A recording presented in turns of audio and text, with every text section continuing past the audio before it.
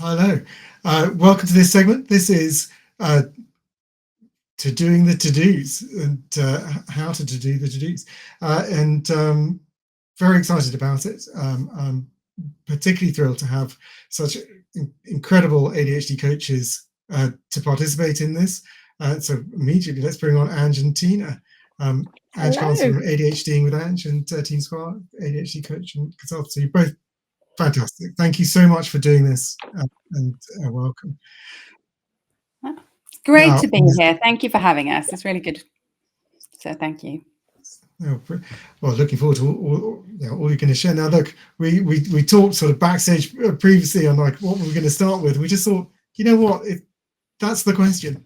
Where do you start? Where do you start with to-dos? And I mean, it's pretty commonplace that people with ADHD seriously struggle with them, and it's genuinely a joke. Like if someone with ADHD is struggling, and their friend, colleague, boss, teacher will go, "Have you tried a list?" And I'm like, so look, where do we start, Ange? Absolutely. The whole "have you tried a list" thing is so common. And I've had it said to me, it doesn't land well. What I really find useful, it particularly depends on the context. So we're always going to have lots of things to do. We have the things that we have to do, the things that we want to do, and then these random ideas that pop into our head all the time as well, which may distract us from the stuff that we've got on our regular list. But I think with lists particularly, it's about, if you're looking at it on a day-to-day context, picking out a thing, picking out the things and splitting them up a little bit. So looking at what you have to do. So today I've got a number of meetings, so I'm expected to be there. They're not really going to move in my diary, they're there. And then I'll look at all the other things. And I tend to look over a week, because if I'm doing things on a day, I might not have the energy, or I might not have the motivation to do those things on that day. And if they don't need to be done on that day, they can move around. So it's a bit like creating a menu. So really just working out, what are the things, first of all. Create yourself a menu of things that you would like to do, and then see where you can slot them in, because the reality is that our energy is going to change from day to day as well. And working with our energy can make a huge amount of difference to what we can get done. So my core takeaway on that is it's work out what is the, just take that step back and go, what is it I've got to do? That's the start of. And so for Tina, where does it start with you? I think when we face this kind of dilemma of what to do with the to-dos, often what we're looking for is a system. Like, what am I going to do with all of this? What system's going to work for me? And how do I even figure out what system is the best one for me? And I think that's where we need to really start with understanding what it is that we're actually looking for. So, and that's rather than going into the marketing messages of all of these systems and apps, or even physical systems like, bullet journals, because they're really good at selling the benefits that we're all going to get. And our brains just love it. Like the idea that this thing is going to solve our problem is just so dopamine filled, and we just want it. But as I'm sure a lot of us know, we've tried a lot of those systems, and can be really exciting for a time, but it doesn't necessarily deliver what's promised. Like, it doesn't actually work our to-dos. So understanding what it is that is what we're actually looking for from a system, I think, is really important. So understandning what's problem we want it to solve. Do we need to be able to put all of our tasks somewhere really quickly, or do we need to be able to add more detail to them and be able to slice our lists and to-dos in certain ways, like in different categories maybe, and understanding who we are as people as well. If we are very visual, we might need a system that is very visual, where we can see our tasks in certain ways, and there's lots of colors involved maybe. So just understanding some of those basics in terms of what are the problems we're trying to solve, where we're trying to get to with having a system. Because I'm telling you now, if you came on here thinking, okay, I'm finally going to find out what's the best system for an ADHDer, there is no one system that just works because you have an ADHD brain. You have to get to know yourself a little bit more in terms of what processing style you have and how you like to see your tasks and what you're actually trying to achieve by a system. I've started to create an idea that, like, well, I have a theory in my head, and see how this goes, where there are essentially three things that an ADHD needs to be successful. And one is to know yourself. Like, you've got to understand yourself and your ADHD really well, because you can't fit anything to the mold if you don't know the mold. Like, and I think you both actually talked to that a bit. Like, and you were sort of cold straight in and talking about, like, what's the need, what we're doing, and that's your world. It's understanding yourself and your world.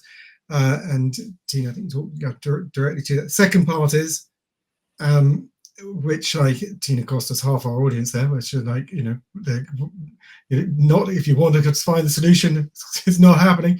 But it should actually, on the positive, keep the audience that stays, because they're like, okay, got it, and we've got to be in for the long haul, which is about 59 minutes. It's not, like, longer. So, one, know yourself and your ADHD. Two, you got to learn what works. You've got to do the experiments with self and work what works. You can't just go throw the baby out with the bathwater every time you're like, oh, this one hasn't quite worked. You've got to look at it. What are the lessons of it? What are the parts that do work? What are the parts that don't? And that way, every day is forward. And then the third one, which we will not be covering in this, so this is very much about section 2, like, what works. The third part is, which is harder to work on, is you got to be somewhere where you can be different. Yeah. Because you can't do the number 2, the things differently, if you're somewhere which doesn't allow that at all. So if you're in an environment which is it's this way or the highway, then working out how to work with that, and that is going to be a discussion.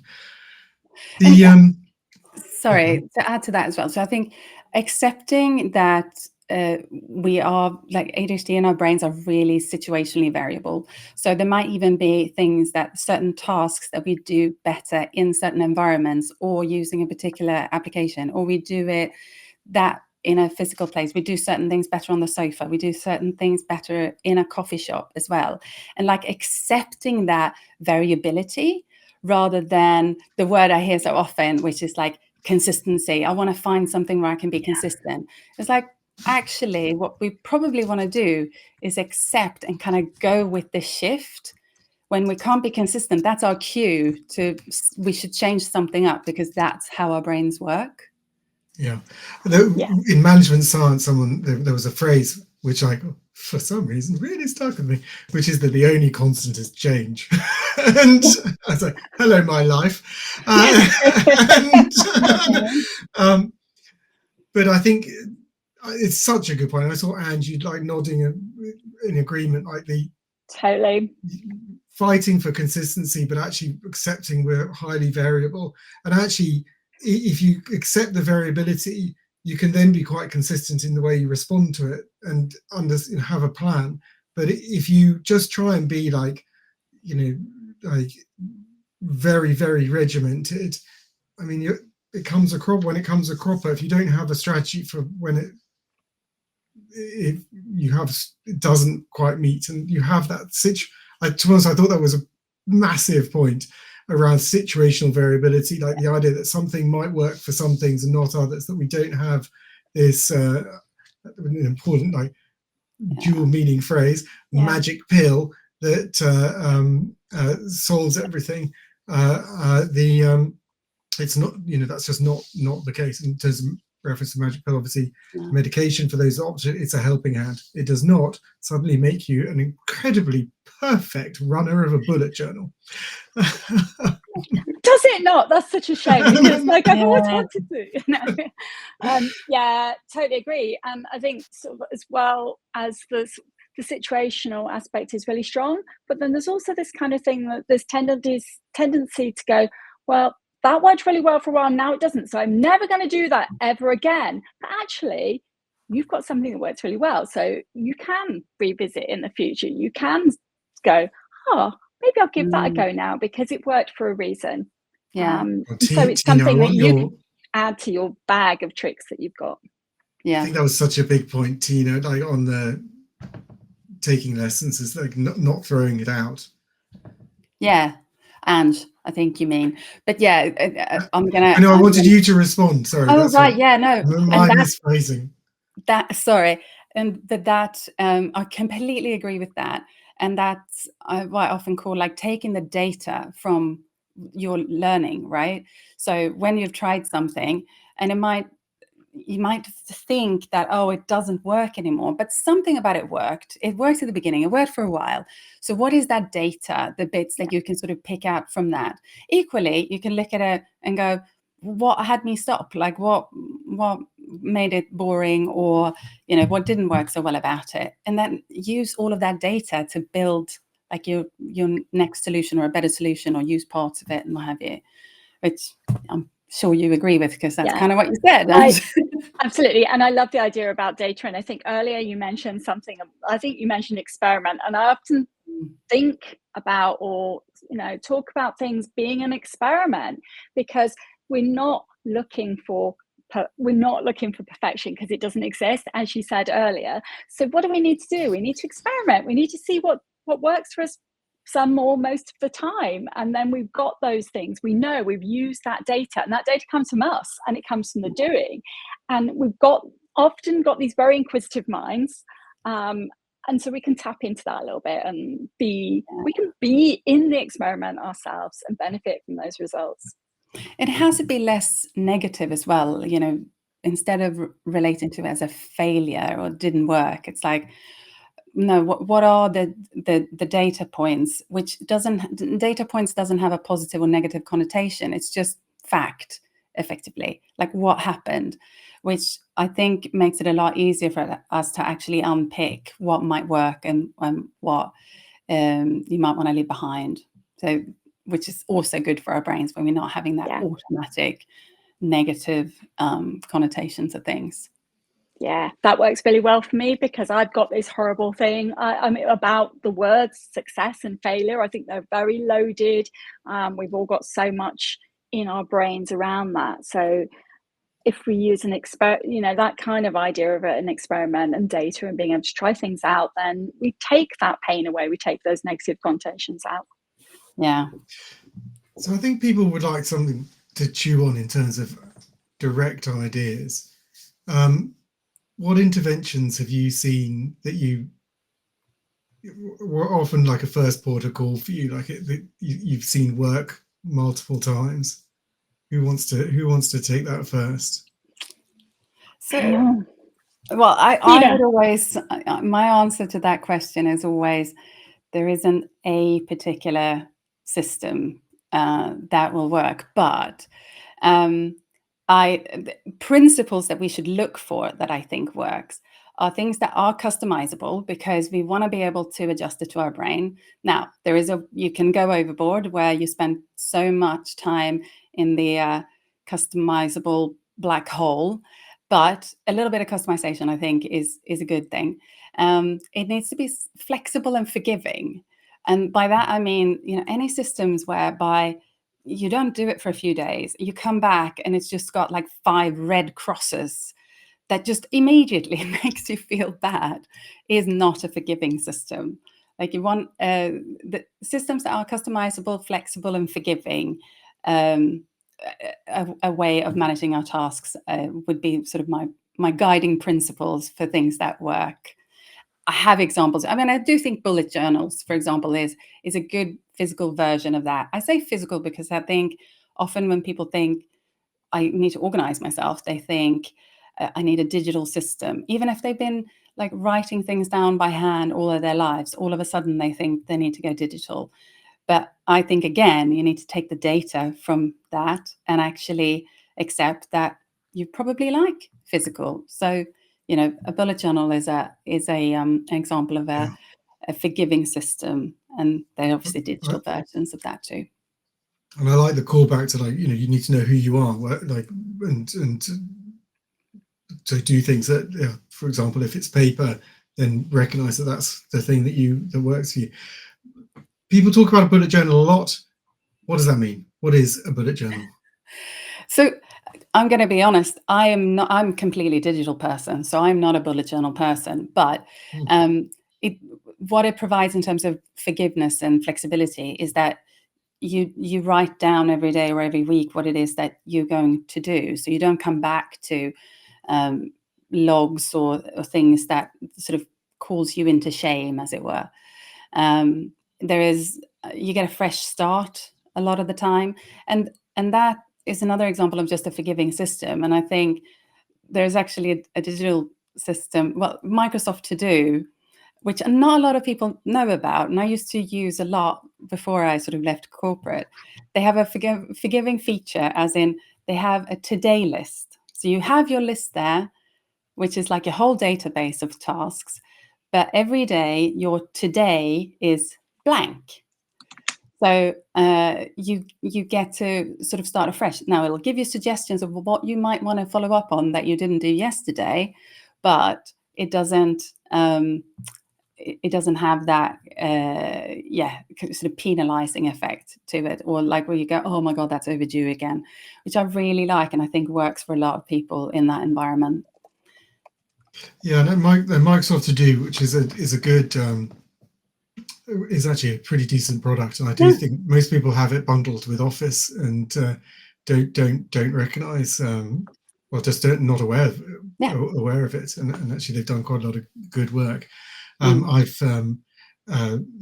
unsuccessfully tried to lobby Microsoft to incorporate the To Do into the other Office apps, so that you could, say, have a Word document and embed a To Do, that when you ticked it off in the To Do would also get ticked off in the Word, so that you could bring things from different documents and manage them centralized. Anyway, wish me luck. So we'll keep cracking. Oh, Henry, your brain works like mine. That's the kind of thing I. They're now in a place too, because they've created with the AI. They've got they now link all of your data in a thing called the Microsoft Curve, and this isn't a. Actually, we actually might touch on that. We're gonna come back to this about if we can use AI. We're talking about the bullet journal and other systems, like, and like Tina, you talked actually about the need for it not to be, to be forgiving. I think, Ange, you've got to focus on the apps being kind. Yeah, so it's very similar. So I think that there are some, as Tina was talking about, there's some apps that really are quite on it in terms of like, you've done this wrong, you haven't achieved it, and you've got these big kind of, this is overdue, and it's not really helpful. So I use a couple of apps that I really like. So I use for planning Sunsama, and it has a sort of a very kind element built into it.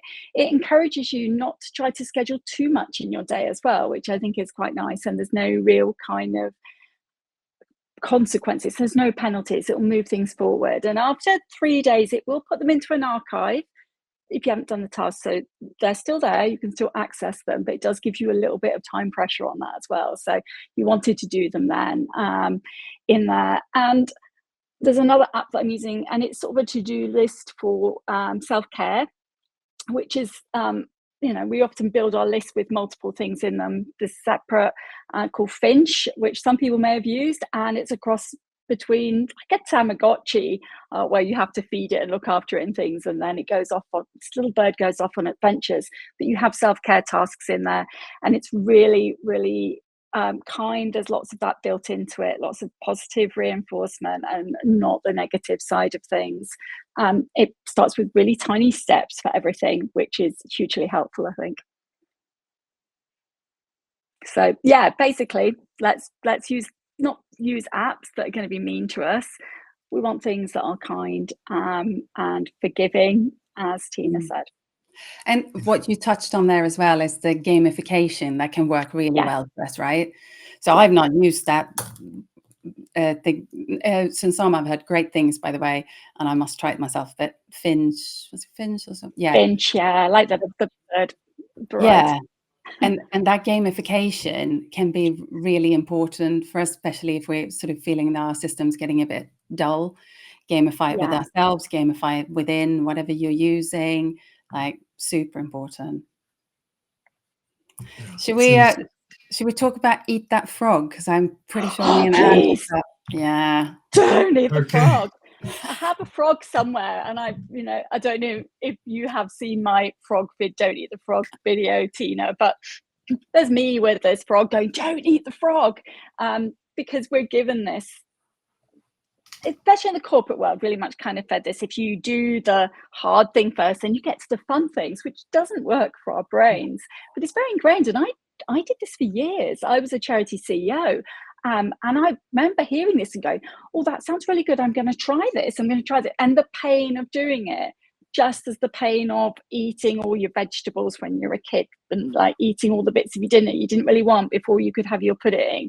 Same thing. And it just creates more and more barriers, and we don't get the dopamine out of it. No, completely. And that's why I wanted to mention it, because I think people, it is a very neurotypical way of kind of approaching task management. It's like, I'll do the biggest things, but we should probably explain that's what we mean by eating that frog. It's like, do the biggest, hardest thing, the thing that you're losing sleep over, like do that first so that you can get on with the rest of the day. And if you're neurotypical, that kind of makes sense. There's logic in it. Our brains aren't always so logical. And actually, what might happen is that we'll just sit and do nothing all day, get nothing done, because that frog or that task is just in the way.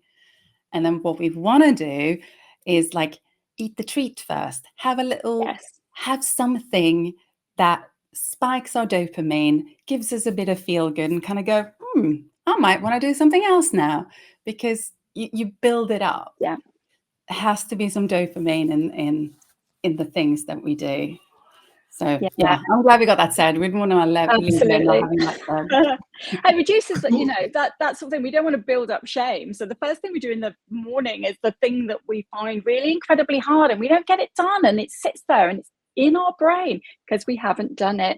And that's a bad thing, because this is a technique that everyone says works and we can't do it. So what's wrong with us? And then you go into this big spiral. Whereas if, as you say, if you do something that like actually you want to do and it's nice and doesn't have to be a big thing, chances are you're going to be able to tick that box off.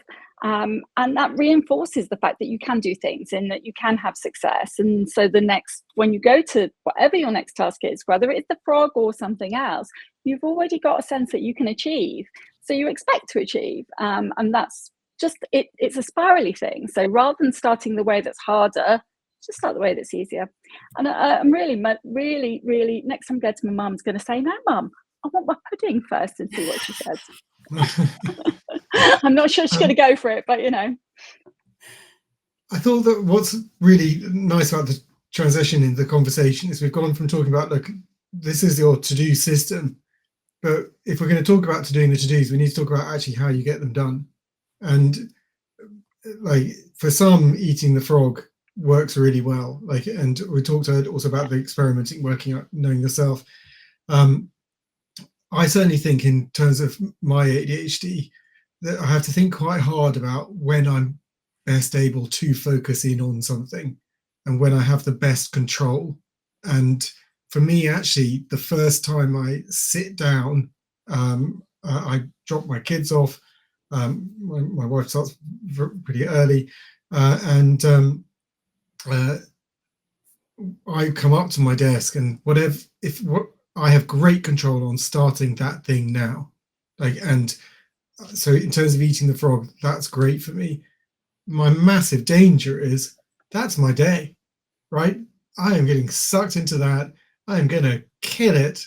And it's also the danger of picking the treat, the easier thing, in that actually my day might be lost into something relatively minor, particularly if I like it. And that can be quite dangerous. but there are also those moments where I'm struggling to get going, and actually, that sweet to treat thing, which then acts as my runway into doing other stuff, can be very important. And Tina, you talk to that sort of variability, that difference. Yeah. So how do you work with people who go like, I'm not doing the right thing. I'm not doing here's my to-do list.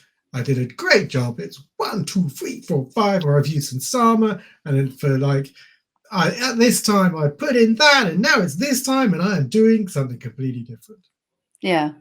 Well, so you kind of mentioned two different things there, and I think most people assume that there's always an issue with starting tasks, whereas actually some people find it really easy to get into hyperfocus, and like Henry said, like you just get lost in that, whether it's a small task or a big task, you're just lost in that. It's all about kind of applying different strategies to that. So if it's hyperfocus, we need to look at where can we get conscious breaks, or how can we break that? How can something kind of almost encourage that disruption with an intentional thought of connecting to the bigger picture or something. In terms of getting started into tasks, again, we need to accept our brains are a bit different. There are some things that will just work better because of your type of brain, but most people need, and I think you mentioned this, Sandy, like a menu of options that they can apply, because like Henry said, different energies, different time of day, different, we had enough sleep, we didn't have sleep, so different things will work. And so we're talking about things like, you can create an accountability that might be really motivating. It's really motivating for some people. Making it interesting is what we talked about, like that, creating that dopamine hit, however small, but just connect to the interest of something, and then build on that. Don't expect it to just be like, oh, right now you're in on it, but trust that we connect to it a little bit and then build on it. Breaking things down can be great. For some people, however, it can be, right now, instead of one task, I had 10, and now it just feels overwhelming.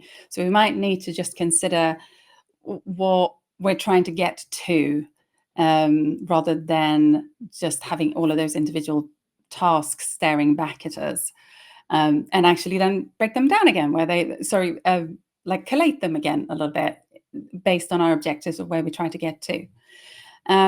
Using timers, there's really good way of using timers. It isn't as simple as just putting a timer on. You need to have an intention, like, what am I going to do in these 5 minutes, 10 minutes, 25 minutes? Where am I going to get to? So it's a bit of gamification when you put a timer on. It's not, the timer in itself can just give you a focus of reminding you of, oh yeah, I'm trying to do this. But I find it works best when you're really intentional. Even if you can't finish what you're doing in 20 minutes, don't put it on 2 hours, because it's going to take 2 hours to finish. Don't put it on more than 25 minutes ever, would be my advice. But know where you want to be in 25 minutes, because that's what your brain kind of likes. And often where people maybe not using timers in the best way. And also don't underestimate things like physical movement. Like, sometimes we think to be productive, we need to sit at our desk and just, if I stare at this long enough, it'll come to me. And that's usually not the case, by the way. It's usually a sign that you need to get up and move a bit. And there's neuroscience to this. Like, there's different networks in your brains that kick in when you then start moving. So ideas will come, you'll connect to it. Like, try it, have it on your menu. Reward systems, and verbal processing. A lot of us are verbal processing. So maybe just having a short conversation with somebody that ignites that interest. I've said a lot now, so I'll let you. Yeah, no, but I think particularly interesting about working out how to process. If what you were starting to talk to is like, when you're stuck on a problem, how do you get out of it? And we are going to be doing a segment on overwhelm, on when you're locked away. And but I think that awareness of, your verbal processes, you prefer movement. Like, certainly, like walking and talking is my absolute preference. I know that in my heart, and I like talking through problem. You talked about using timers.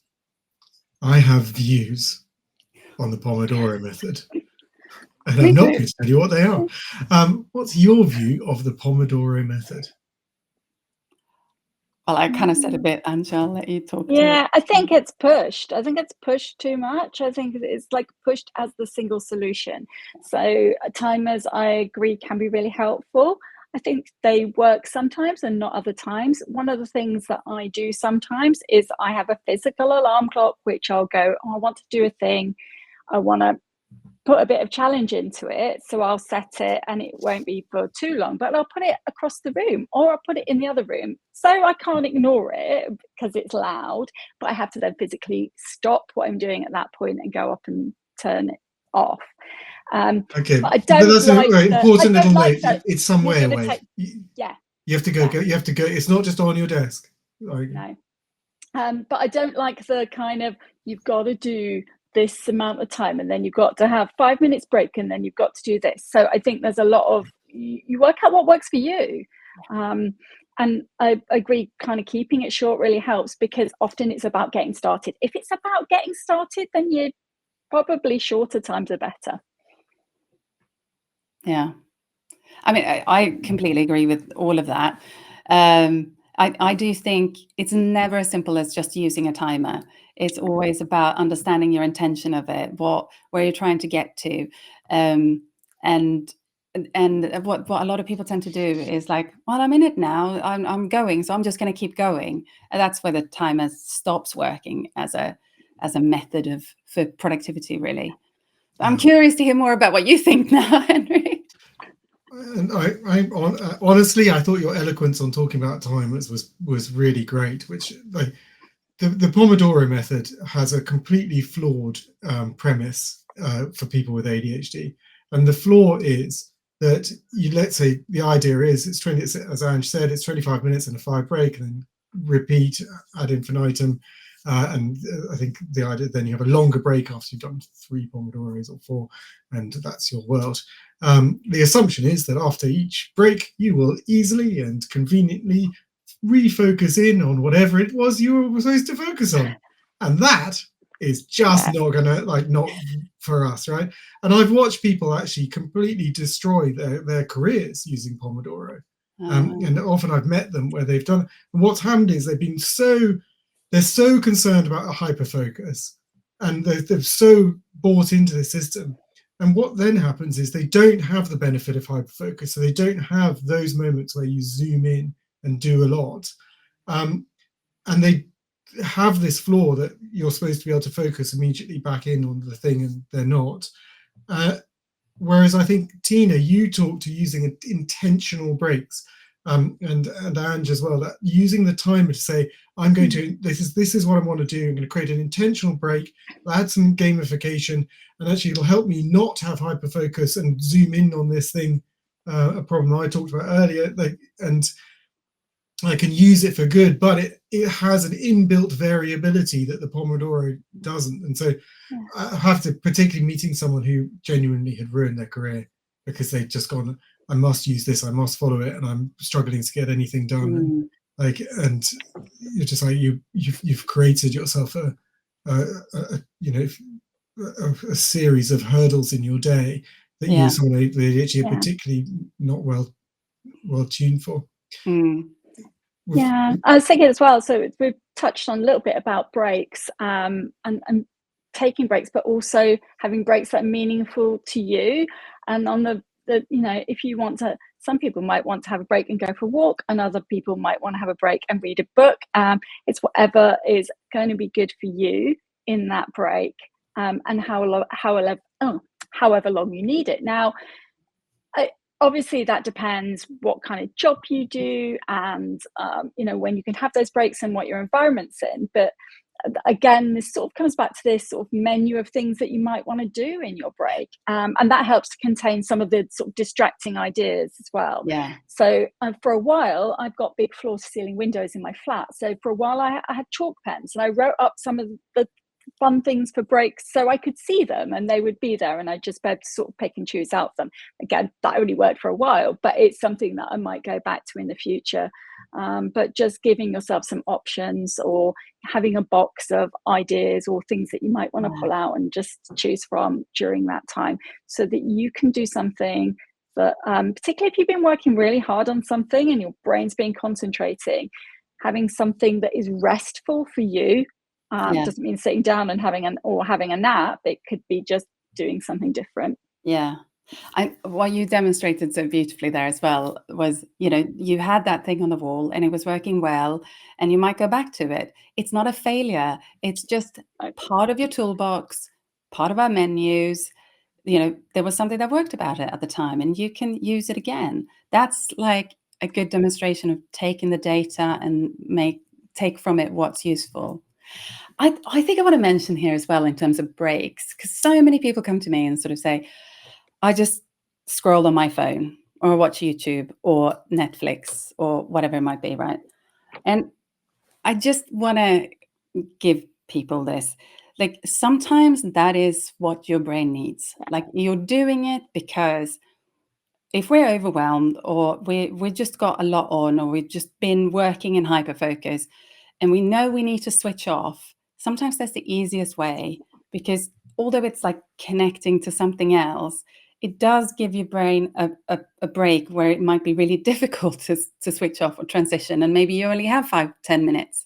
And that's how we want to do it. Now, it comes with a caveat, of course, because the examples that you mentioned, going outside, going for a walk, maybe, like, those are great because we're processing our experiences. We don't do that when we're connected to another screen.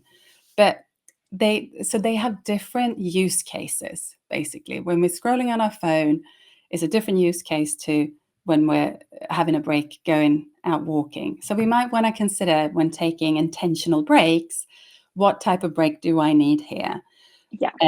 And leave behind the need to kind of beat ourselves up because we watched a bit of YouTube whilst having lunch. Now, I also understand that people might not want to be stuck on YouTube for half an hour, and so then we can maybe use timers another way. Is like, set a timer, 15 minutes, and scroll away, and then stop, do something else, go back again. And there's lots of aids now and things on phones, settings on phones that you can, put in place to help you with that. So, and I think when you were talking earlier, Henry, about AI or the different things that we can have in programs and what we can do with those, the possibilities are pretty much endless, or will be.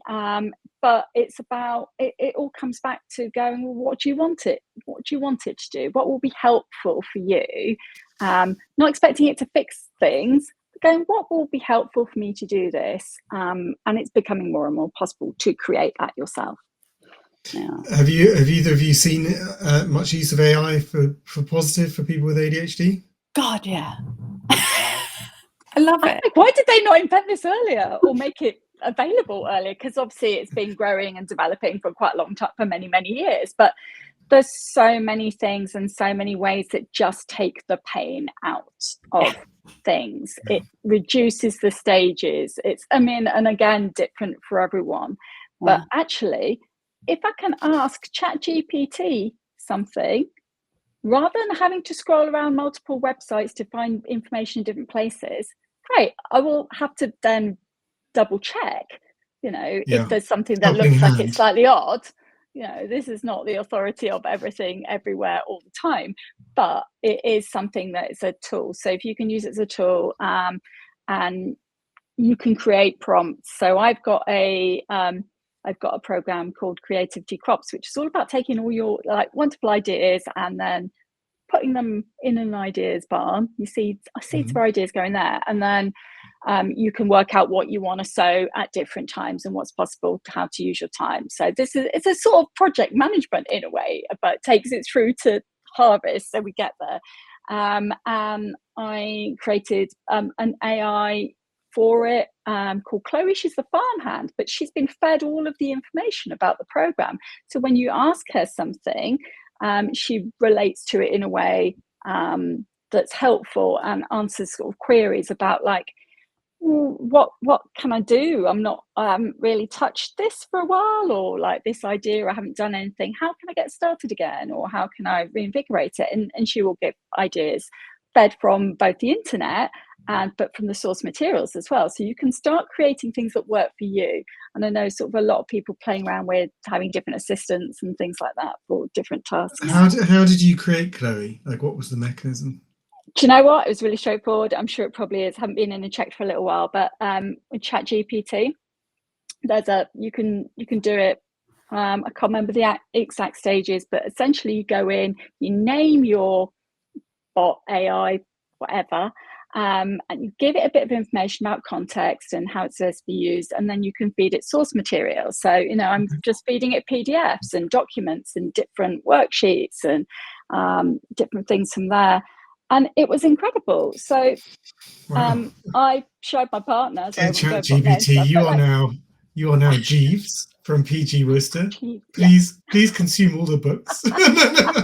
All of them. Yeah. But yeah, so I mean, as I say, there's a big caveat with all of this stuff that you do have to know that it doesn't know everything. It's not sentient, and that you do need to fact check things, but it is getting better. And as use as a tool, and there are lots of pre-built ones, obviously.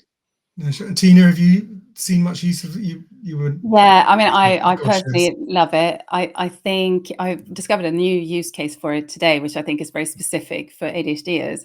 Because if you think about it, when we do research on Google, like there are so many distractions, so many rabbit holes to go down. It's like, oh, maybe I should read that article. Maybe I should. Oh, that's really interesting. Completely different, but you know. Whereas actually, when we do research through OpenAI, we can be more specific in terms of what we're asking, and what it gives us is actually what we've asked for without all the other shiny things. And then you can continue inquiring down that or have it change it. But it actually helps us be more focused, I think, when we are researching something, for example. And other than that, I am developing a bit of a bot for using in workplaces for people to figure out what works best for them. So the things we talked about, the understanding ourselves, because obviously that's the challenge. That's the top of the funnel is, okay, what do I need? That's the first question you get if you tell people that you have ADHD. It's like, oh, what can I do to help? Hopefully that's the first question you get. It's one of the biggest challenges. You go to your boss and say, like, I have ADHD. And they usually meant kindly. They go, "How can I help?" And you look back at them, going, "I don't know. I don't really hope you do." Trying to develop basically is filling that gap. That sounds fantastic. On the point of to-dos, to doing the to-dos, I was doing some work with Microsoft HQ in the UK, and I do think actually AI has potential to be very significant. For people with ADHD, significant for everyone, but particularly for us. And Microsoft particularly like me, because I said, I think that AI can be to ADHD what spell check was to dyslexia. Like, I think it could be very game changing. And I mean it, I wasn't just, I broke it. I broke their AI. Oh, excellent. Myself. And because what I asked it was, the use case they were showing. So with their product, it looks through all your documents, all your emails, and that's built into a thing called the Microsoft Curve. So you can ask it, and it's one of the major use cases. You can say to it, "What are my priorities for today?" And it will give a good hack. And as you said, Ange, it's not perfect, but it's a great start. I asked it, "What does my boss think are my priorities for today?" That's what broke it. I think a head of EMEA quickly chime in saying, "It can't see your boss's curve. It can only see what you see. It's not going like everyone's curve is separate." I got the whirling thing of doom, and as it was a big show and tell from them, I was quite pleased with myself and that I had broken it. It did then slightly altered questions, started to produce some answers, but that ability to, you talked about it, feeding it data, that ability for it to take on board your set of information and from that generate priorities was a big deal. I see a lot of people struggle with the white piece of paper and not knowing how to like get going. And again, AI, you can use it to generate your first draft. And then most people find editing mode much, much easier than first creation mode. Yeah. And, you know, I particularly, again, using their product, Copilot, you can give it a document and say, make a presentation based on this. And it does, and it gives you, so it's much more than, you can also use it for emails. You can give it the bullet points and say, make an informal email based on these bullet points to this person and based on my earlier conversations. And it really can jump some hurdles. So I think potential to be completely game changing, as I think everyone does. But I think particularly for people with ADHD, you know, anyone to succeed has to play to their strengths and bolster their weaknesses. I'd argue for us, we've got stronger strengths, weaker weaknesses, and AI can really do some managing of those weaknesses. Yeah. I think it's a shame. There seems to be a growing shame about using it though, and sort of hearing about employers not wanting it used for various tasks. And as you say, it's about being able to do that. It's not about depersonalizing it. It's about not having to reinvent the wheel every time. So every time you have to do an everyday type email, there's absolutely no reason why you should have to like start from scratch every time. And when you can just add your pizzazz to it and shape it into your thing. So I think there's a little that's a beautiful way of talking about it. That you add the pizzazz, you add the you to it. It gives you the the basics, and that's a lovely way to talk because we don't make paper from scratch and pencils from scratch, so we can write. So it's a sort of a similar thing. Our tools already exist. It's a tool. Okay, now there's another aspect of to-dos and to doing your to-dos, which is that for many, myself included, as a part of my ADHD, I have massive memory problems. And we actually recently had a clinical psychologist write in saying he was particularly pleased with how we described ADHD, and he said, I thought I'd got ADHD because I was having such trouble with my memory, and I've just been diagnosed with dementia. But I now really understand how difficult it is for people with ADHD. I found it pretty hard, frankly, hearing my world being matched to someone with dementia. But certainly the lived experience of massive memory problems, it's not actually that uncommon for people to go thinking they've got dementia and find out they've got ADHD. And so I write it all down on the list, and my list gets wildly overwhelmed. And I think it's one of the reasons why the "have you tried a list" doesn't work. Now, so how do you stop the list becoming too long, becoming overwhelmed? Who wants to take that first? Oh, I'd love to, if I may. Okay. Sorry. Go. No, go. ADHD, So I think this is about content management, for lack of a better word. It's knowing what to do with a piece of information when we get it, and where does it fit in our system. Because sometimes we write things down because the actual, the task of writing it down is what has us remember it. So we're never going to go back to that. We're never going to look at it. It's the fact that we're writing it down that's going to have us log it, if you will. And sometimes we actually want to keep it. We want to keep it for reference. And like I have that with articles and things that I think make a good point. I want to keep them. I might want to share them with a client. I might want to use them to share on social media or something. So I have then a place for that. And this is where I think, we're talking about, there isn't a one singing and dancing system that does everything. But what I encourage people to do is create a map of the systems that you use with their use cases. How you create this map, it's up to you. I use a digital mind map. You can just, do it on a piece of paper. But understanding what your use cases are for the various different systems that you use help you then when you have incoming information that you want to keep or you want to remember, and then you have a process kind of, where am I going to put that so that I know where it is? Because essentially what the system needs to do, or the map needs to do, is when you think, oh, hang on, didn't I do something about that? Haven't I got, you know where to go, because there's a process of where you're putting stuff. That's my wise words on that.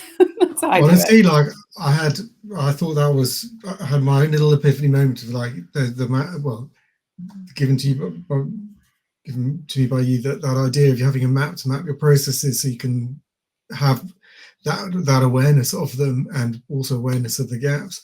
I also use the bucket approach.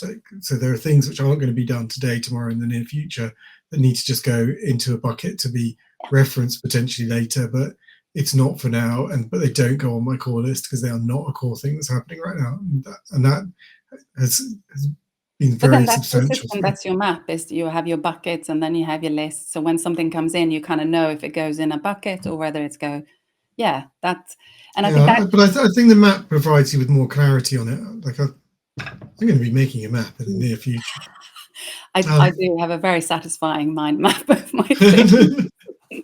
I do love the map idea. Yeah, I have to say, earlier today, I had another call coming up, and I was like, where have I written the notes for it? Because I put them somewhere different where I would normally put them, and that's sort of a very classic example of not being able to find it and just kind of going, I've done this, I don't want to have to do it again. So, and I did find them. If I'd had a map and I'd been putting them in the different places, it would be fine. I also kind of have a space. I mean, that's what I call my ideas barn, essentially, is the place for the stuff that I don't need now, I might want to action, or I might want to do later, or might want to reference later. So I've got those spaces. So it's essentially like, I'm not going to lose that because I know where it is. I can go back to it, and also building in sometimes to go back and review what's in there. So, and then you can go, oh wow, that was a really good idea. Wasn't right then, but let's do that now. Or what was I thinking? That's fine. Don't need that anymore. Don't think we're ever going to need that idea. I think that's very interesting, that commonality of like, there's a place for stuff to get dropped that is for the not nows, and that is interesting. The other, we've talked about eating the frog, we've talked about the not nows. The other piece of advice people get often is just do it now. And with faulty focus, I find that can be dangerous. Like, it can be really good because I've got faulty focus. If I do it now, it's done. And so I do use this technique, but I also find it dangerous because then I find I blink, it's 3 p.m. and I've done a lot of that and not a lot of the other. So how do you manage that? And who wants to take that first? I think there's we've maybe touched on some of those things as well already, in terms of being able to build in breaks and thinking of like, actually, I'm going to do this now. We might not know how long it's going to take us, but actually there's the point where we could stop on this task and saying, when is that? And then actually that's the point where we want to have something that will interrupt us because we know that we're nearly there. But again, I think this also comes down to how much energy we've got, what we're feeling like at the time. So some days I will go, oh, look, I'm in the kitchen. There's all these things to do in the kitchen. I'm just going to empty the dishwasher and then I'm going to do this. And I'll go from things to because they're there. But I know that it's okay because I've got time. It's as when you say, Henry, when you don't, you get into something and you get into hyper focus and then the time suddenly is gone, that's problematic. And I think that's where it can be really helpful to, if we can think, yeah, I'm just going to do it now, but I need to create a little buffer for myself to nudge me to say it's time to have a break, or there's something else coming up, or I need to stop, pause, shift. Thank you. Talking of pausing and shifting. It's a nice little pause there. Tina, over to you. Yeah, so I think it can be really handy to have some rules over the just do it now, because I think there is a balance. Like when we have a task and it's actually going to take you longer to put it on the list than to do the thing. But equally, if we're supposed to be doing something else, sometimes the shininess of just like a quick task, we sort of welcome it too much because actually we're procrastinating on something else, and we've got to watch that as well. But I think a lot of it also comes from maybe not feeling that we have complete autonomy over our systems. Like we don't trust ourselves that we are going to remember or that we are going to do it later. So it's almost a fear of, I'm not sure that I'm ever going to do this unless I do it now, because it might just get lost in my systems or I might forget, etc. And I think that's where, getting to know yourself, which is obviously a lot what we do with coaches, getting to know yourself and how you work, and then finding strategies that work better with your brain, with kindness. That is really what gets us that we feel like we have more autonomy over being able to make things happen in a way that we want them to happen. So once we understand ourselves better, we're able to kind of take that task and sort of go, right, I'm going to do it now, or it goes here, and it's fine because I trust me and I trust my systems and I know how I work. I think a lot of it, the fear of what do I do with this thing, comes from the fear of it's just going to get lost or we're going to forget. Does that make sense? And also I'm thinking of while you're talking, I'm thinking about the shoulds, because Yeah. those shoulds are there. We should do this. So often the push is not that, like, just do it now and that'll be better for us. Often it's a should. So we've got like a shove rather than we've got a stick rather than a carrot in the way there. So yes, it might feel good when you've done it, but you might equally get into like a situation which isn't helpful for you when you, as you say, when you can be doing something else. So it's understanding that the thing that works for you and understanding your brain, what works with your brain, as you say, with kindness, but also recognizing that we're often driven by external factors based on the world that we've grown up in and our environment. One thing I do personally is actually I have a category of tasks that are called sort of quick fire tasks, which are those tasks. But then, so when I have a moment and I can't sort of do deep work because it's not that kind of time slot, I then look at my quick fire tasks. And what it gives me then is a menu of lots of different quick fire tasks. And I can sort of pick and choose which ones I want to do, which gives me a little bit of dopamine. And that's often how I work those little tasks as well. But it means I have a little bit more confidence as well in myself and my systems when that quick task comes through, that it has a place in my list or system, but also in my calendar, as it were. Yeah. So I dare to do it, if you will. Yeah. Right. Yeah. We've got to wrap up, people. We've come to the end. It's been like you're both extraordinarily insightful, and I think the fact you come from different perspectives is brilliant, and it gives the idea of that. And I've been offline trying to put together a summary of this, so wish me luck for the end. There's a tool that can help you with summaries. Oh yes, there's I love that. Yes, okay. I had not got AI on the list, so that'll happen in a second. So final thoughts, people. What would you like to leave people with as a sort of final thought? Who wants to go first? I'll go. Tina. I think getting to know yourself before going out there and shopping for systems and solutions, because marketing messages will always tell you what you want to hear. So spend a bit of time getting to know yourself and accept that what you like will likely change, and like allow flexibility in the systems rather than consistency. Go with the shift, go with the flow. That's mine. Yeah, I'm always Tina there, but also just to add that element of kindness and kindness to yourself.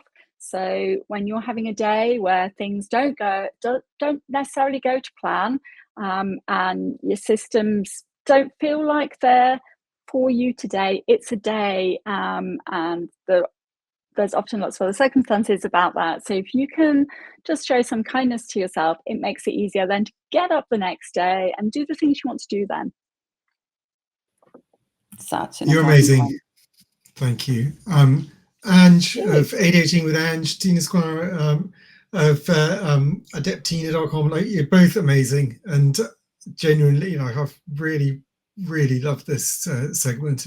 To doing the to-dos is, one of the major issues for people with ADHD, and we've only got an hour, so we've only been limited in that, but like, just brilliant. So thank you so much, both of you. I'm going to attempt to wrap this up. Okay, so this, we'll see a few reactions.